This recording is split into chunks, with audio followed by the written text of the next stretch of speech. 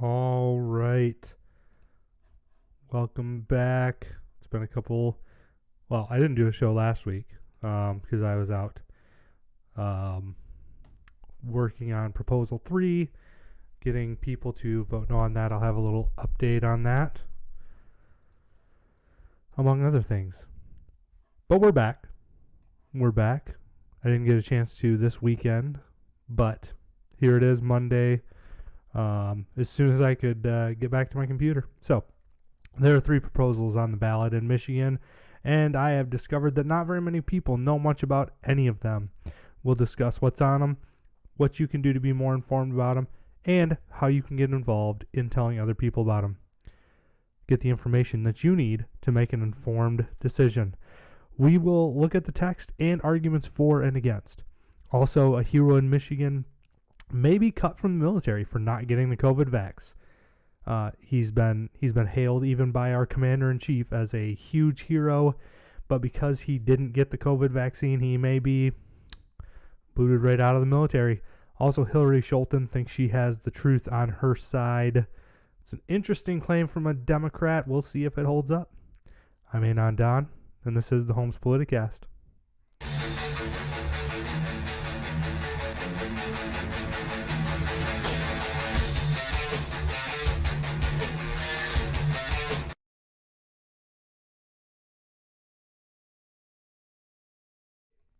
Okay. So, here's where we're at. We're going to start with the proposals that are on the ballot.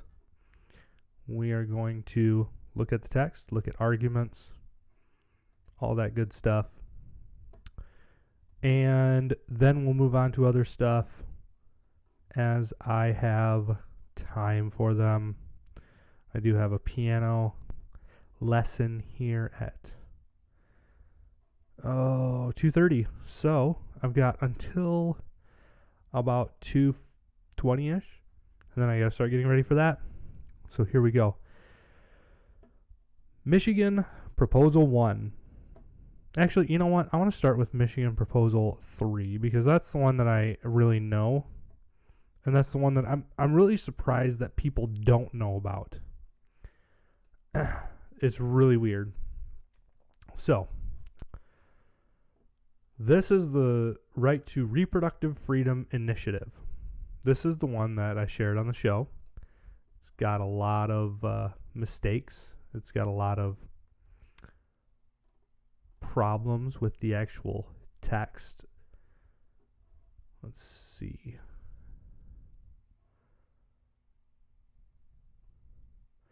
Okay, so this one, Ballotpedia, does not give the actual text. It doesn't show the actual ballot or the actual physical copy that people were signing to get on the ballot, which is pretty interesting.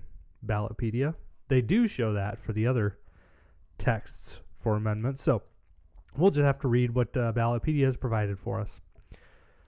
So one thing that I want to note before we move on is I've knocked on many, many doors in the past couple weeks.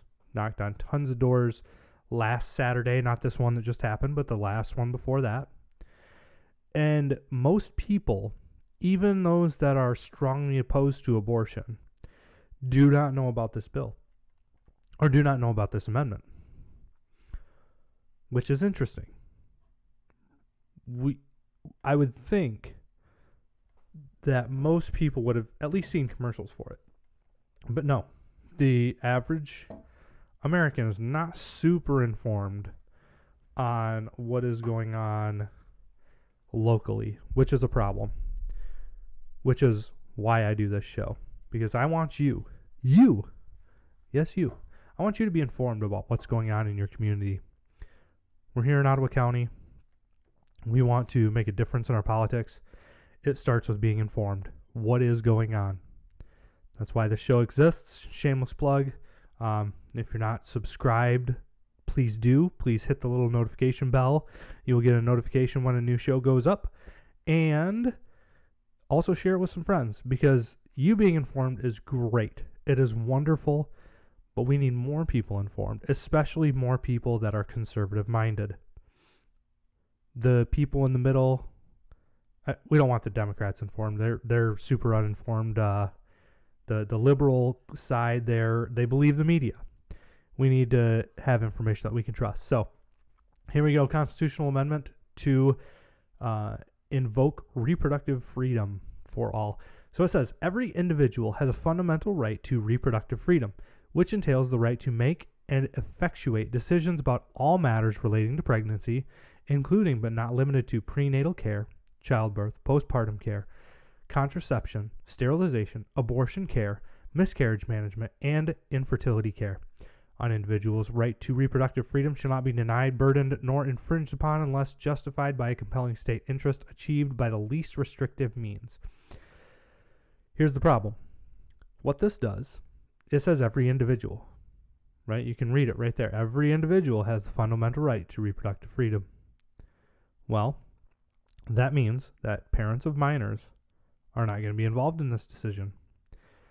That also means that individuals, even underage individuals, can make decisions about all matters relating to pregnancy. What is the biggest matter relating to pregnancy? It's sex. These underage minors will be able to make decisions about sex. What does that do to our statutory rape law? I'm not sure. Fred Wolzek said that it would get rid of it. It would get rid of statutory rape because individuals have the fundamental right to make decisions about all matters relating to pregnancy. So that's the big thing, is abortion will be legal for everybody, minors included. They won't have any parental guidance. There won't even need to be parental knowledge. There certainly won't need to be parental consent. And the issue with statutory rape, I'm not sure that would hold up in court. I think the laws binding statutory rape would still hold. Okay, so I'm not certain that argument is actually as valid as some may think it is, but it does open the gate for that. The text of the text of the amendment certainly says an individual's right to reproductive freedom is there. So, what can we do about this? Well, there's a campaign run by Protect Life Michigan that is going and knocking on doors. It is very effective. Guys, if you're thinking, oh no, I don't want to go and be have a confrontational conversation, that's not what this is. That's not what you're doing. You're not trying to convince people that are unconvincible, nor are you trying to convince people that are already convinced. I mean, sometimes you get some of those people that are already convinced that they're going to vote no, and then they find out you're pro-life and that you're trying to get this repealed, or that you're just not in favor of abortion through 9 months. And, they get excited. They're like, oh my goodness, thank you so much for what you're doing. The people that are pro-abortion, no matter what, So here's, I want to just walk through with you what happens when you go up to a door. Okay. So I go up to a door. All right. Hello, my name is Thomas. I'm so sorry to bother you. I'm not sure I have the right house, and I've got my phone. I'm looking at it. Okay. I've got the app open, and I say, I'm not sure I'm at the right house. Is this voter name? Obviously, I'll say their name, right? And they say either, yeah, this is, and I say, or they'll say, no, it's not. Those are really the only two options. If they say yes, great. I'm so glad I'm at the right spot. Do you mind if I just ask you a couple questions? I'm out here gathering voter data, voter opinions. So we pose it as an opinion poll, and we say, of course, after they consent, we say, if you had to describe yourself, would you say that you're strongly in favor of abortion, strongly opposed to an abortion, or kind of somewhere in the middle? The average answer is somewhere in the middle. I got a lot of strongly in favor and strongly opposed, more strongly opposed, which I'll talk about in a minute, but the average answer is somewhere in the middle. Then you ask them, what is the most important issue regarding abortion that you find to inform your decision on what happens with abortion? And usually that question is kind of hard to both frame and answer for them, because they're like, what do you mean? And you can say something like, well, is it safety of the mother? Is there like you think women should have a choice, or is it having this option available? Like like parental consent, what issue surrounding abortion is most important to you? That's kind of where we're going, so that we know how to talk to this voter, because you want to spend less than 5 minutes with this person. So when you gather that information, most people will say, well, I think abortion should be legal, but I don't think that it should go all the way through 12 months or 9 months. That's the average answer. That's the answer that I got most often. So I, being the person with this information that I've got on a clipboard, they can't see it until I pull it out, so I've got a flyer. I say, well, actually, I have a flyer here for you on Proposal 3. Have you heard of Proposal 3? They'll say, I've heard a little bit about it. That's the most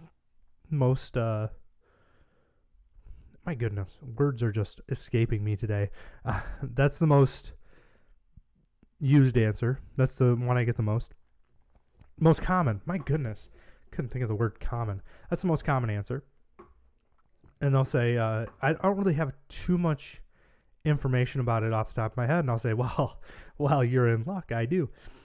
So we talk a little bit about some of the things that are problems with the bill, like the fact that, it just says abortion shall be available, to every individual. Well, that removes parental consent. That removes parental guidance in this issue. Minors can just go get an abortion. Or you can come at it from the side of, look at how short this text is. There's not a lot of real guidelines for what abortion will be when it's implemented into our Constitution. So you can say there's not very physician guidelines. I've heard the argument that like a veterinarian would be qualified to perform abortions under this bill. Again, I'm not sure exactly how that would work out legally, but because this bill was so hastily put together, they didn't think about wording. They didn't think about putting parameters in place. They didn't think about a lot of things. It's just a hastily thrown together bill. So Proposal 3, there's a lot of ways you can go with it, with this voter that you're talking to. And I have had pro-life or pro-choice people say, oh man, I can't vote for this. If it legalizes abortion through 9 months, no way. I don't want that. And because this is going to be so permanent, it's going into our Constitution, that requires 2/3 of both the House and the Senate to make any amendment to this proposition. This is permanent, people. That's why I've taken some time out of my day to go and talk to people about this. And we need to. We really need to talk about it. Because like I've said, I've gone up to people's houses that they say they are strongly opposed to abortion. And I say, oh, have you heard about Proposal 3 going on the ballot this November? And they'll say, no, I haven't heard about it at all. What? You haven't heard about it at all? And I convince them to get out there and vote no on Proposal 3. So all these things can be really confusing for the average person. Now, if you're watching this show, you are not the average person. You are a little bit more politically engaged, politically intelligent, and politically informed than the average voter. I don't say that to toot your own horn. Don't get a big head about that. It just means you're kind of nutty. So, but you are a little bit more informed. You listen to me ramble on about Proposition 3. Okay, the rest of the population needs that too, and big tech isn't going to help us. We need to be getting out there and knocking on doors. That's why I've been out there doing it. And that's why I would strongly encourage you to get out there and knock on doors as well. So that's Proposal 3. Now let's look at a couple of the other proposals on the ballot. So Proposal 1, Legislative Term Limits and Financial Disclosure Amendment. This is, again, an amendment to our Michigan Constitution. And while it sounds good on the surface, I'm not sure how I feel about it. I'm voting no on it. Seems dumb to me. So, what is this? Well, currently, a state legislator can serve 3 2-year terms in the House, so that's 6 years, and 2 4-year terms in the Senate. That's 12 years. 12 combined years in the legislature. No, that's the proposition. What can happen now is there's 6 in the House. Let's see.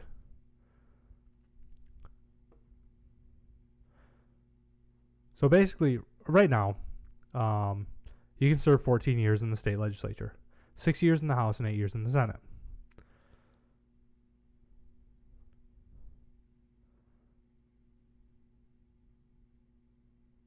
Yeah, it's not adding up.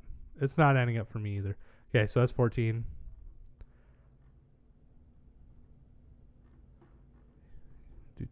I know I've got dead air. This is not good for me right now. I read this earlier and I was like, okay, I can talk about this. Now I'm looking at it and I'm like, what the heck is going on? All right, so this proposal would amend Michigan's Constitution, Article 4, Section 54. It was last ratified November 3rd, 1992. I was just 2 years old. All right, I was just a little guy. So Proposal B was designed to limit the number of times that a person could be elected to congressional, state executive, and state legislative offices. So Michigan State Senate members were limited to 2 4-year terms. In the Michigan House, members were limited to 3 2-year terms. Okay, so that is 14 years. Proposal 1 would say that it doesn't matter which body that you serve in, you can serve for a combined 12 years in the state legislature. So you wouldn't have to switch. That's why I'm voting no on it, because you can sit in the Congress for 12 years and just hang out there. I don't like that. I think people should need to switch. And that's one of the arguments actually against this proposal going in, is because when you have the same person in there for too long, their re-election becomes more important than anything else that they're doing. Especially for Congress. I mean, you get in especially for the House, you get in for 2 years, and one of those years is spent campaigning. So arguments Now, Senator Jeremy Moss thinks this will be great because, so he says, I think this will create long-term good impact on public policy here in the state because hopefully the people who author them, the bills, are still going to be accountable instead of creating a short-term proposal and then leaving other legislators in the future to clean up the mess. So his argument is that the authors of bills will still be there and still be accountable for what they've done, which is kind of laughable coming from a Democrat. I've never seen them be held accountable for much of anything. So he can say that with the media on his side, and he'll say, oh yeah, we can be held super accountable, and we're gonna be there, and we're gonna see the impact of our bills. No, he's not. So Senate Majority Leader Mike Shirkey says, in my view, Michigan's current term limit discourages good people from running for office, shifting power from the people to the bureaucracy and interest groups, which negatively impacts the legislative process. So Shirkey is actually in favor of this as well, which is dumb. Okay, prevents good people from running for office. His argument doesn't really make sense to me. Shifting power from the people to the bureaucracy and interest groups. So this has been going on since 1992, and you're just now doing something about it? Shirkey has been in Congress for, I want to say, this is his second term in the Senate, so he's coming up on 6 years? Okay, so it's been in place 32 years. 6 years in, he's deciding now that, no, it just doesn't make any sense to me.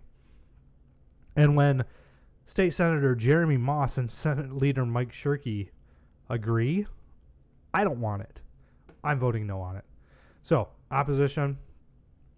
Kurt O'Keefe, Executive Director of Michigan Term Limit Defense Fund, says yet another effort by the political class composed of the elites of both political parties and the special interests, especially big business and big labor, to extend their perceived right to rule over us. The proposal is of the Lansing Beltway, by the Lansing Beltway, and for the Lansing Beltway. We will expose it for what it is, and it will be soundly rejected by the citizens of Michigan. So, Kurt O'Keefe is not in favor of this bill. Term Limits Defense Fund is the organization that he is a part of. So you can read a little bit more about Kurt O'Keefe. There's a what do you call this thing? Hyperlink here. You can read a little bit more about him. I am currently trying to reach out to him, get a little bit of information on what exactly his arguments against this are.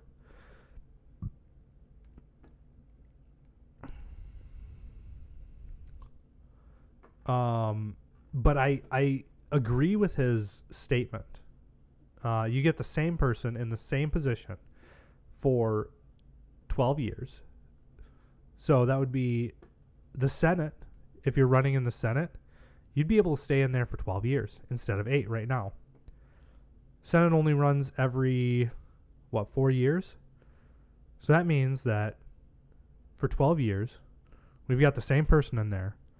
How quick are those lobbyists going to circle around him, start funding his campaigns, start doing things for him, start taking him out to expensive meals?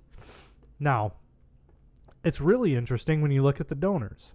DTE Energy, Rock Holdings, DTP Enterprises, Michigan Energy First, Mida Inc., Realtors PAC. They are donating in massive amounts. And of course, this misnamed Voters for Transparency and Term Limits, goodness only knows what they're doing. But this government, government business, energy. They're controlled by the government. Of course, they're going to want politicians in there longer so they can lobby for good things for their business. It's not the American people that will, or it's not the people of Michigan here that are going to win. It is going to be the businesses that that really have the money to lobby.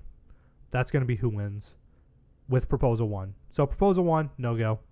I don't like it.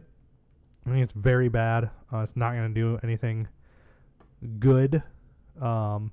There's also this transparency clause. I think we already have plenty of transparency about where money comes from. You can get the Freedom of Information Act. You've got people. I mean, there is plenty of transparency. If somebody wants to make an argument for the fact that we need more transparency, I guess I'll listen to it, but that's just not very convincing to me. So we move on. Michigan Proposal 2, voting policies in Constitution. This is another constitutional amendment. So, a vote yes. Oh, first off, let's see the text. Oh yeah, full text is available here. So interesting. We can see the full text. Interesting. The Ballotpedia didn't have that on for Proposal 3. Let's go back to Proposal 1 real quick. I wanna see if that one has it. Let's see. Bring it up here for you guys to see. We're gonna scroll down to the text. Scroll down to the text. Let's see. Where is the text? They have arguments, support, donation, opposition.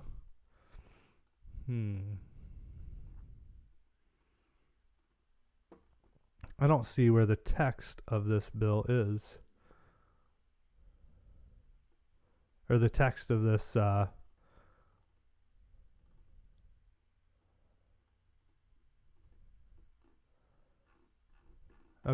So they don't have the text of this one either. So they only have the text for Proposal 2.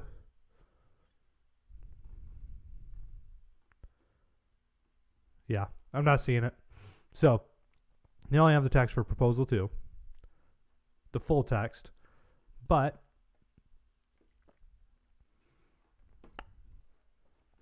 the parts of Proposal 2 that are particularly interesting are how absolutely repetitive it is. So, a yes vote supports amending the Michigan Constitution to change voting policies in the state, including providing voters with the right to vote without harassment. Do we not have that? I thought that was a thing already. Huh. Guaranteeing that military and overseas ballots postmarked by election day are counted. I think we already have that too. Somebody wants to correct me on that. I'm open to correction, but I'm pretty sure we already have that. And people in the military generally vote as early as they can. They don't miss voting because they literally work for everybody in our government, so they're not going to miss it. Allow for signed affidavit as an alternative to existing photo ID requirement to vote. There's where the problem is. So you can sign your name. You can say, I am a person. And then you don't need to show an ID. Now, is this going to make or break every election? I don't know, maybe. I don't like it. I don't like saying that we don't have to have a photo ID to vote. Authorizes voters to drop off absentee ballots at drop boxes. Well, we already have that. Allows for 9 days of early voting. I don't think we need that. Requiring public disclosure of donations from private entities that were used to pay for elections or audits. Actually, I kind of like that. Donations from private entities that were used to pay for elections and audits.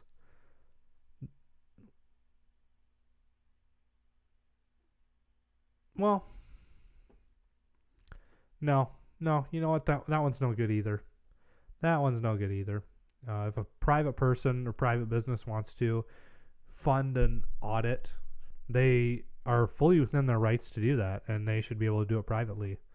That's just private citizens being involved in their government. Now, don't dox private people that are paying for election audits. Okay, so yeah. So they say a vote no would basically make it so that voters don't have the right to vote without harassment, interference, or intimidation. That's just garbage. You can go vote without harassment, without intimidation, without any of that stuff. I think the main linchpin of this one is the ID. Right? We already have most of the stuff that this bill is going to bring in. It's just all the bill is an attempt to get rid of state ID, right? Now, I think it does say somewhere that you have to have an ID to register to vote. Now, where I would be on board with this is if it said if you vote in a primary election, you have to vote for that same person in the general election. So, say you voted for, what is his name? Matt Fenske. Say you voted for Matt Fenske in the general election, or in the primary election. You would have to be, you know what, I'm just going to back up.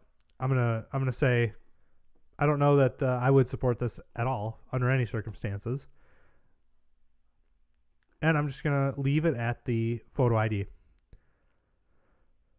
Let's see, once registered to prove their identity. Yeah, so once they're registered, which you get as soon as you turn. Okay, so here's the problem.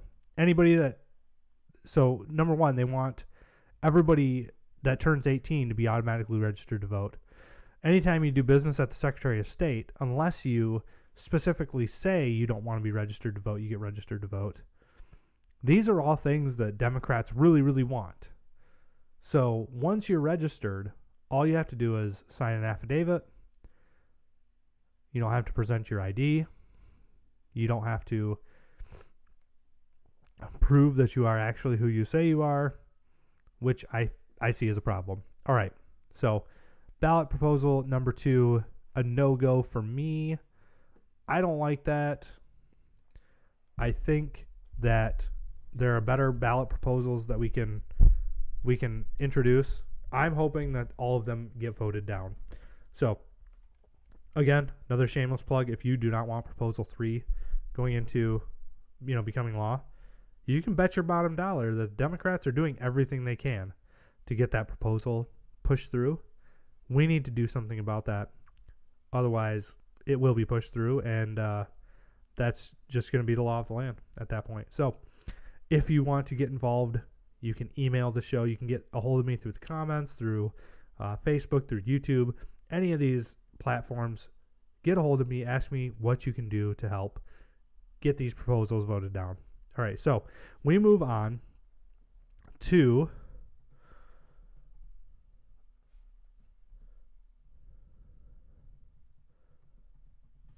a hero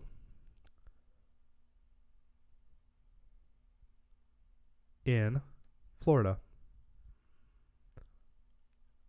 So this guy, I'm trying to find the article here from Breitbart.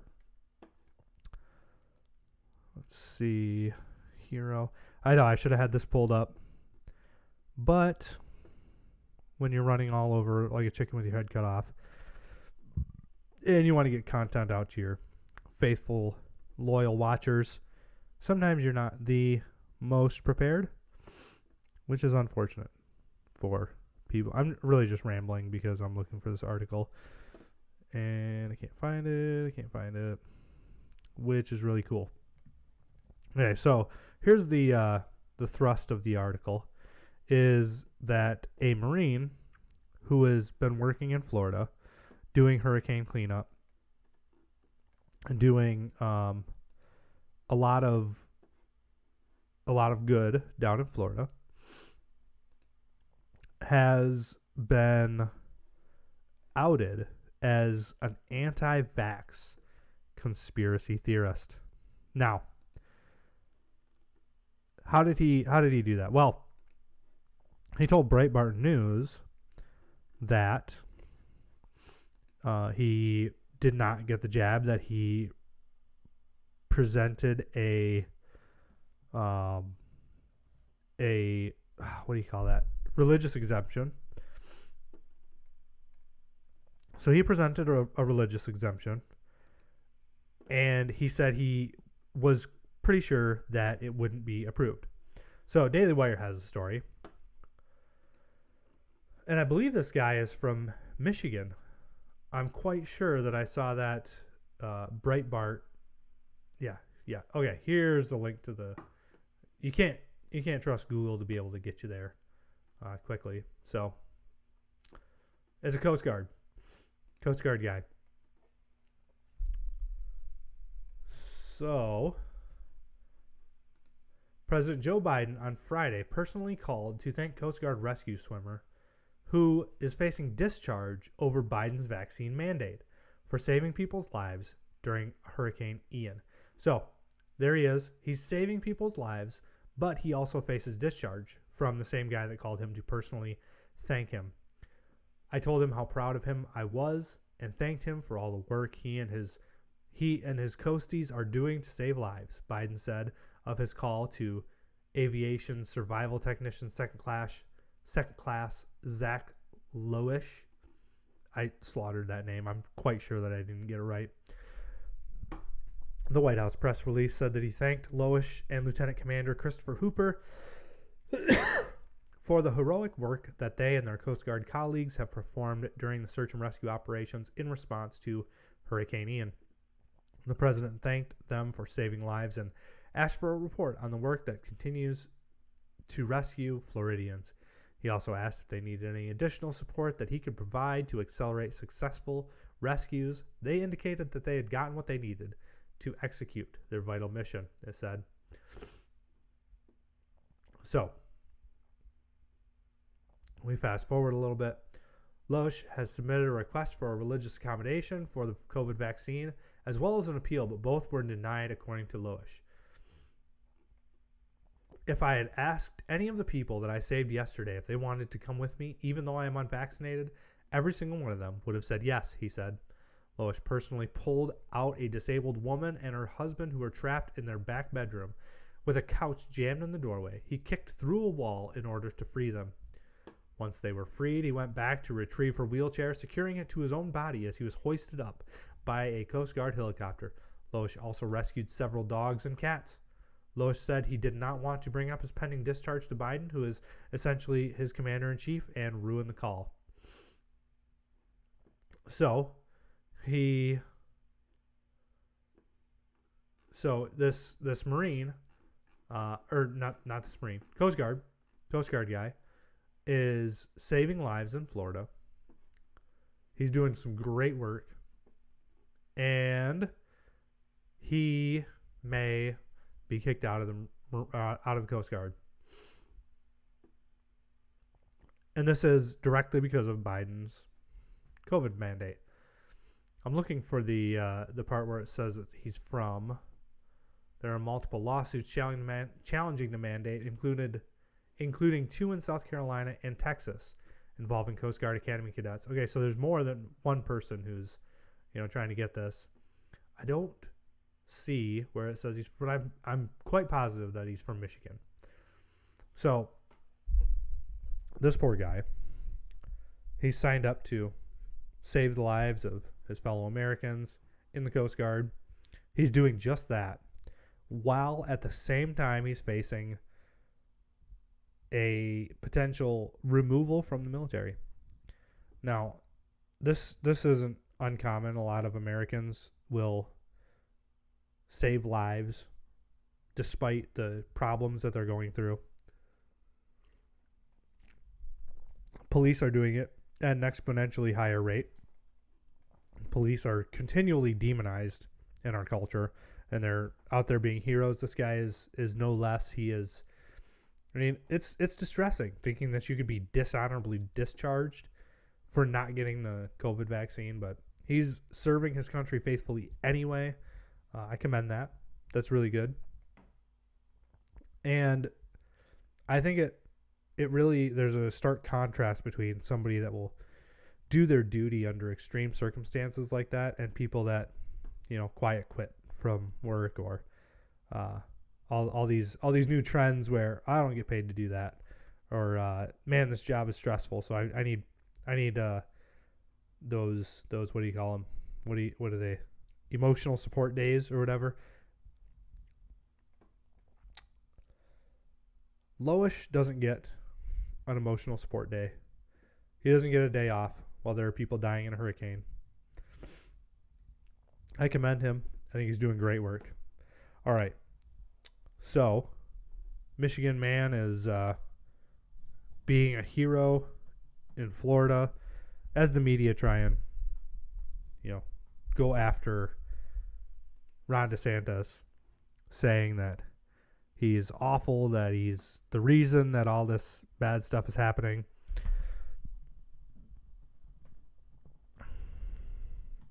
And I got one more thing to bring up. So Hillary Scholten, U.S. candidate for U.S. House of Representatives, she says the truth is on her side.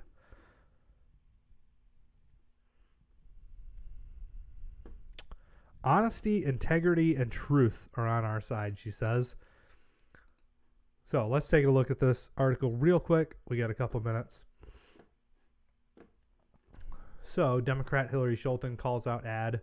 Now I've seen this ad claiming she's praised Black Lives Matter rioters. And so it says in September 2022, Democrat Hillary Scholten was attacked during her first congressional campaign by her then opponent, U.S. Rep. Myers, for being backed by riot sympathizers and extremists who favor defunding the police. 2 years later, those same attacks have resurfaced. So if Peter Myers doing it, then let's see, leadership.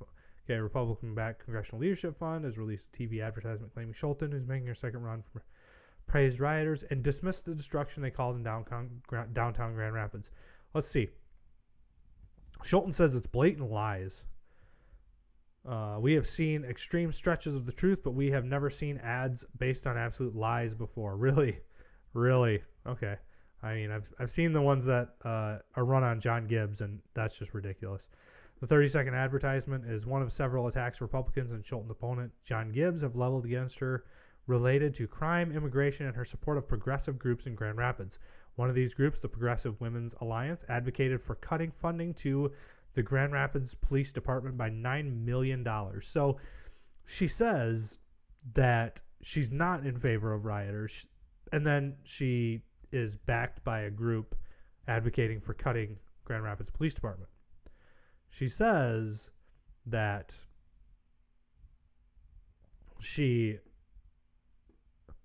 let's see.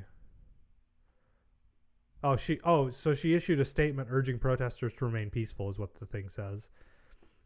Well, that's not the same as condemning rioters, actually, Hillary. That's not the same as saying rioting should not be tolerated and will be met with force.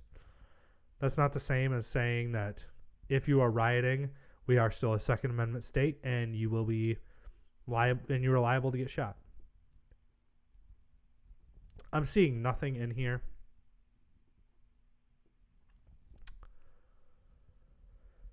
Yeah, I'm seeing nothing in here that vindicates Scholten. She's crowing on Twitter that honesty, integrity, and truth are on her side, but really she's trying to defund the police and in doing so, she's not really condemning rioters. So I bid this, or I deem this, 10 Pinocchios or whatever. Hillary Scholten is not exactly on top of her game here. I think the ads are running. MLive is trying to run cover for her, but even they can't really show anything that's been the greatest for her. So that's the show for today. I do want to mention that next week. Okay, so I'll be doing a show on Friday this week, so it won't exactly be 7 days. But that's, I do this when I can. I keep you informed as much as possible. So Friday at noon. No. Friday at, we'll say 1 o'clock. Friday at 1 o'clock is going to be the next show.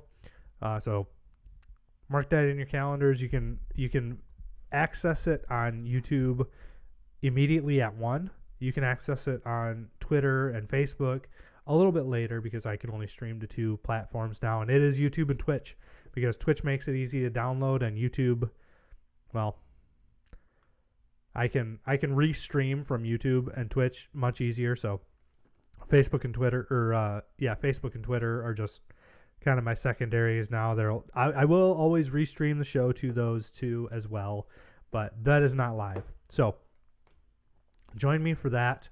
We'll be taking a look at as Hillary Scholten says, honesty, integrity, and truth.